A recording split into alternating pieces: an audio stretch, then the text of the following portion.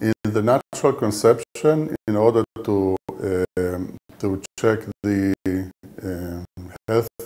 of the baby, there are screening tests which the woman has to do. We take blood and measure several markers in order to identify the patient which are in risk. And after identifying the population at risk, we recommend for the couples, for the women, to make either a chorionic villus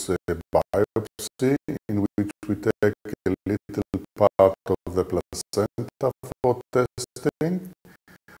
or to make amniocentesis, in which we take amniotic fluid and test them for the